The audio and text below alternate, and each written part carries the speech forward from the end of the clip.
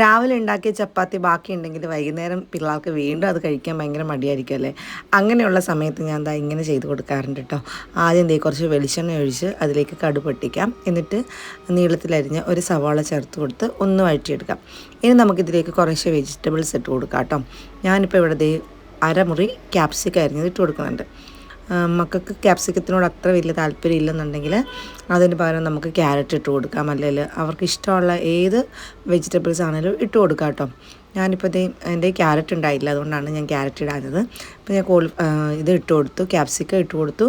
അതിന് ശേഷം ഒരു തക്കാളി ഇട്ട് കൊടുത്തിട്ടുണ്ട്. നന്നായിട്ട് പഴുത്ത തക്കാളി കേട്ടോ, ഒട്ടും പൊളിയില്ലാത്ത നല്ല പഴുത്ത തക്കാളിയാണ് ഇട്ട് കൊടുത്തത്.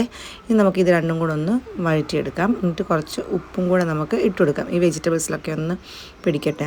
നമ്മുടെ സവാളയിലൊക്കെ ഉപ്പ് പിടിക്കണമെന്നുണ്ടെങ്കിൽ ഈ സമയത്ത് വേണം നമ്മൾ ഉപ്പ് ഇട്ട് കൊടുക്കാനായിട്ട്. അപ്പോൾ അതും കൂടെ ഒന്ന് വഴറ്റിയെടുത്തതിന് ശേഷം നമുക്ക് ഇതിലേക്ക് കുറച്ച് മസാലകൾ ചേർത്ത് കൊടുക്കാം. വേറെ അധികം മസാല ഒന്നുമില്ല. 1/2 ടീസ്പൂൺ മഞ്ഞൾപ്പൊടി, 3/4 ടേബിൾ സ്പൂൺ മുളക് പൊടിയും കൂടെ ചേർത്ത് കൊടുത്തിട്ട് നന്നായിട്ട് പച്ചമണം മാറുന്നവരെ നന്നായിട്ട് വഴറ്റിയെടുക്കുക. ഇത് നന്നായി വഴന്ന് ഇതിൻ്റെ പച്ചമണമൊക്കെ മാറി വരുമ്പോഴേക്ക് നമുക്കിനി ഇതിലേക്ക് ഒരു 3-4 മുട്ട പൊട്ടിച്ചൊഴിച്ച് കൊടുക്കാം. നിങ്ങൾക്ക് എത്ര പേർക്ക് കൊടുക്കണോ ആ ക്വാണ്ടിറ്റിക്ക് അനുസരിച്ചിട്ട് മുട്ട ചേർത്ത് കൊടുത്തോളൂ കേട്ടോ. ഞാനിവിടെ ഇപ്പോൾ 4 പേർക്ക് കഴിക്കാനുള്ളൊരു ക്വാണ്ടിറ്റിയിലാണ് ഉണ്ടാക്കുന്നത്, അതുകൊണ്ടാണ് 4 മുട്ട പൊട്ടിച്ചൊഴിച്ച് കൊടുത്തത്. ഇനി നമുക്ക് നന്നായിട്ട് ഒന്ന് ചിക്കിയെടുക്കാം. എന്നിട്ട് നന്നായിട്ട് ചിക്കിയെടുക്കുക. കുറച്ച് ഉപ്പും കൂടെ ഇട്ട് കൊടുത്തോളൂ കേട്ടോ. മുട്ടയ്ക്ക് ആവശ്യത്തിനുള്ള ഉപ്പും കൂടി ഇട്ട് കൊടുത്തിട്ട് നന്നായിട്ട് ചിക്കിയെടുക്കുക. അതിന് ശേഷം നമ്മൾ ചപ്പാത്തി ചെറുതായിട്ട് കട്ട് ചെയ്തെടുക്കുക.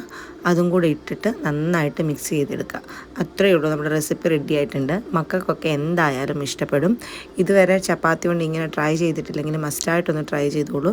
നമുക്കിനി കറികൾ ഉണ്ടാക്കാൻ മടിയാണെങ്കിലും വേഗം ഇങ്ങനെ ഉണ്ടാക്കി കൊടുത്താൽ മക്കൾക്ക് മാത്രമല്ല വലിയവർക്കും കഴിക്കാൻ ഇഷ്ടമാവും.